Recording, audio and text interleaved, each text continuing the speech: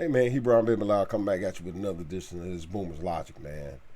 We're gonna bring this whole polite thing to a close with this video, because I did talk to you all before about this video in my previous video about him being on the corner engaging these Israelites about sexuality with young women as well as rape. So he combined the two in this video, and I want to give a shout out to my partner Jack, because he provided me instantaneously. He dropped this in my messenger after he watched the other video. He shot this straight to me because he automatically knew the video that I was speaking of. So before we jump into this video, you already know what it is. Boomer's Logic. Go to the channel, subscribe, hit the bell for notifications, like, thumbs up this video, comment below, blah blah blah. Anyway, this is one of those times where Polite engages, he does on multiple occasions, engages some Hebrews, approaches them and debates them about Torah and what they do and don't believe. And he's notorious for this. And once again, like I said before, hypocrisy. Don't be out here doing this. Don't put yourself in the spotlight, man. Don't, gain these platforms. Derrick Jackson, and then my question is always the same. What are you going to do when you get the power? What do you do when you get the gun? Don't get out here making these proclamations, saying certain things, and you're a cold hypocrite. And we're going to see in this video the hypocrisy. And look and listen to what he says. Look at the little notes and stuff they put on the thing as they're questioning the brothers. But you look, just look at what the title is. It's rape legal in the Bible. So we're not going to watch the whole video, probably about 3 minutes of it. But it's rape legal in the Bible.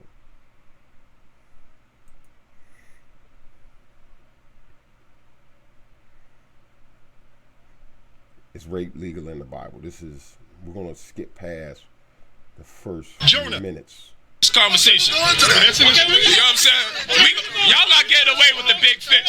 We go to something else. Y'all not going to get away with that. But let me read this. There's an entity. Y'all almost had me too. Y'all should have never read that fish verse. You won't get the fish. I was about to convert. You can't think too much. All right? I was about to convert into the fish. Well, if the Lord wants you, wait a minute. The Lord was with me up until the point. Get that, brother. Just making sure. They said that you said it was okay to rape 12-year-old girls. I don't know if that's true. I already brought that up. Okay, good. That's what I want. Slander. That's what I'm saying. I want to know. I didn't put that on you. I didn't put it on you. So you know what I thought? Which we teach now is that when you go into the law in the ancient world, men, if they saw a woman that they like, they can grab the woman up and rape the woman, man. and we're going to read the scriptures. We're going to read the scriptures, all right? Hell no, you didn't have no problem with that. The Lord has a problem with that. No, but that's not good law. Well, let me say this. No, let me say this. The Lord didn't have a problem with men raping a 12-year-old or any woman that they saw on sight. The Lord didn't have a problem with it. Why you David B? But you know what you're thinking? See, you were brought up in this man's food system, so that's how you think. That's how you think. But back in the ancient world, if you saw, we're talking about, grab a woman, man. And God had no problem with this. Of course not. Let me tell you something, man. I mean, I don't want to speak like this around a woman, you know. But I'm gonna say this. Man. Let me say this, bro. Let me say this. I'm listening. Most women dream about that. Yeah, it's true. All right. Most women fantasize about that, man. Can I tell you something? All right. Hey, man, my Ephraimite woman, when we used to do our thing, she used to say, "Well, go in the room, and put clothes on, put a mask on, and bust in the door and rape my ass." Okay. And you know when you do that with a woman, most of the women don't report that shit. No, but listen. They out there, brother. Let's not get lost. 12. Women like No, bro. you to go rape people, man. We're not telling.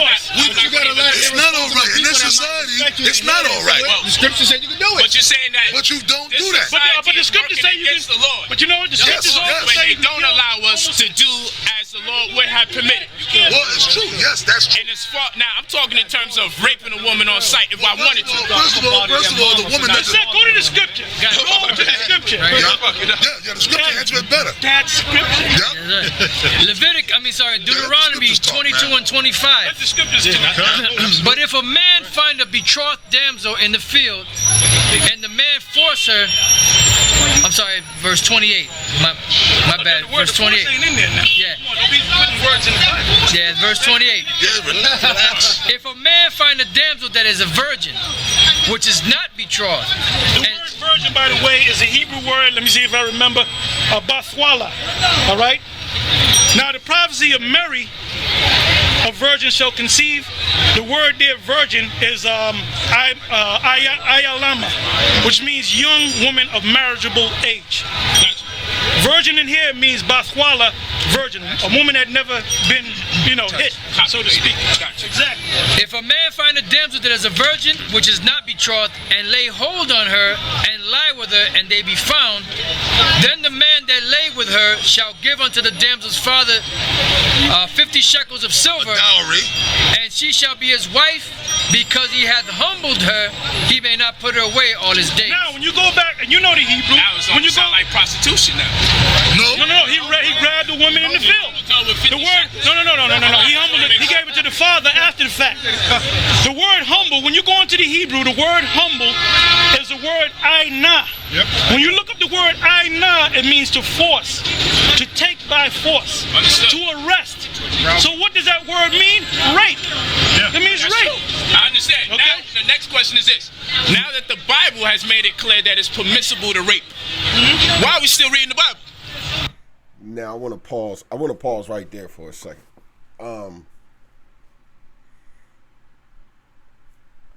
First, I want to deal with the brothers. Now, let me explain something to you about Hebrews.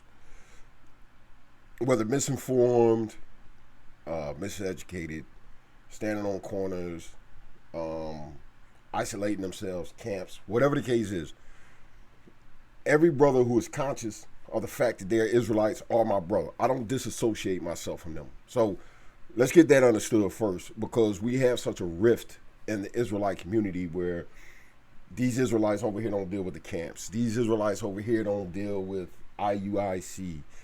These Israelites over here don't, and there's such a rift in the Israelite communities where these Israelites over here are proclaiming to be, we're the only Israelites. These guys are faking because they don't do this and they do. Listen, if brothers are consciously aware of the fact that they're Israelites, anything that they believe doctrinally is an issue that we can handle internally, we don't have to air it in front of the world. Those are my kinsmen. And the reason I'm saying this is because no matter how those brothers see that situation, I look at Polite as being a complete and total hypocrite. Because them is my brothers, and this is the only reason that I'm raising this issue. Because them is my brothers, and you standing on the corner and you challenging these people in regard to rape, in regard to the age of consent, because that's what he did, pretty much. You can rape a 12-year-old girl. So then they went on talking about she hasn't even had a menstrual cycle. I heard them in the background. If you heard, I don't know if y'all heard them. But you're challenging these brothers in a position of Torah and what Torah specifies in regard to this particular situation. And he's done this on many different occasions. So to my point is, now he's saying, well, since we see that the Bible justifies rape, condones rape, why are we still using the Bible? So here's my problem. Once again, you're standing out here because, see, even before this situation happened with this girl down in Miami, because it happened in February, even before this, there was accusations being made against him. His own community was bringing it to the light that he had already been involved in raping young women. So, sleeping with young women, you know what I'm saying? So, whatever the case, you're standing here on this corner, challenging these brothers, and then condemning the Torah, from how those brothers explained it. You're condemning it and you're saying, hey, we need to dispose of this book because if it's condoning rape, and then you turn around and you're a rapist, man. This is what kills me. This is the hypocrisy that I talk about. This is what I stand on soapbox, and holler about. What will you do if you get the power? Because this is sheer hypocrisy. You are standing in the face of these people saying, hey, this whole rape thing that this Bible condones, we need to get rid of that. But you're doing the same exact thing. Now, whether people want to say, well, he didn't rape her. Yeah, he did. He did, period. This is what occurred because of the fact that if this girl didn't consent, and she didn't, because if she did, they wouldn't have went to the authorities. She didn't consent when she woke up. You know what I mean? She had the man's DNA all on her shirt, on her, from what the reports say. They did a rape kit. So if they're doing all of this, it's rape. And this is what he's being charged with. So whether he didn't get consent, and we all know that without consent, it's considered rape. So I just want to deal with the hypocrisy because I don't like this. That's one thing I don't like. Now, especially when you coming for my kinsman. When you come for my kinsman, man, have your ducks in a row. Number one, you're supposed to be a part of this conscious community. Y'all not even supposed to adhere to the Bible. It's mysticism. It's fairy tales. It's this, is that. Why are y'all concerned about that's the one thing that drives me nuts. Because Israelites, this is the thing, the one thing that I do know that we are not supposed to do. We're not supposed to seek y'all out and try to convince you contrary to what it is that you believe. We don't come into whatever house worships y'all got or whatever y'all do and try to convince you contrary. But y'all make it y'all business to seek us out and try to explain to us culturally what our historical text means, says, explain it to us.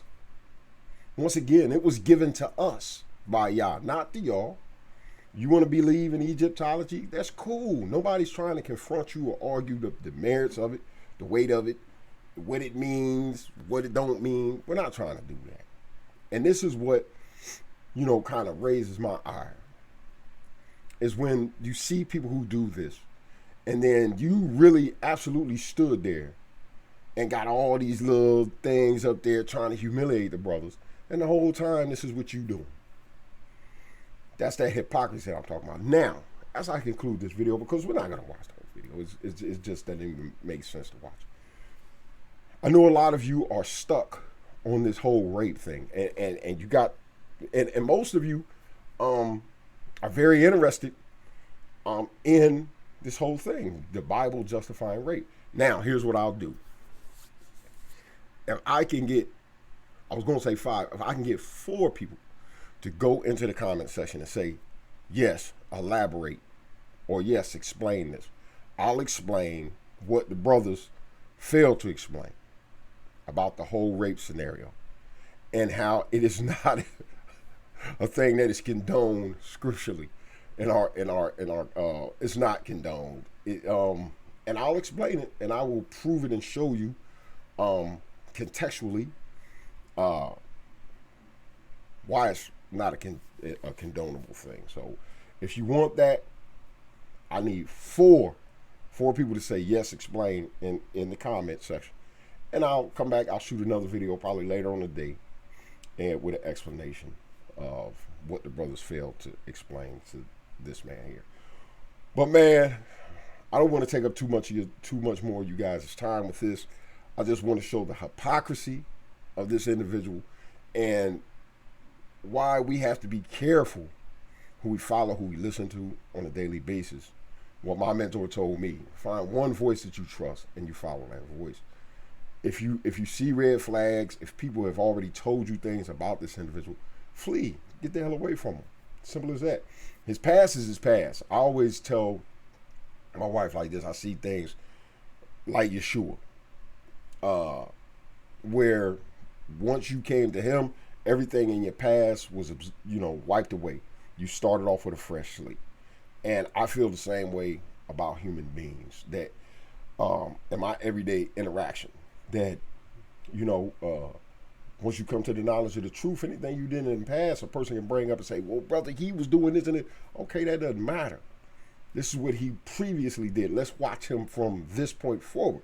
So if it was accusations being made against this man previously, I had no knowledge of it, I'd probably give him the benefit of the doubt. But when you actually continue on in that particular fashion, then I have an issue with it. But once again, man, Hebron Ben Malal coming back at you with another edition of this Boomers Logic. Like and subscribe, hit the bell for notifications, thumbs up. Once again, 4 comments will get an explanation to the whole thing, the whole biblical rape thing.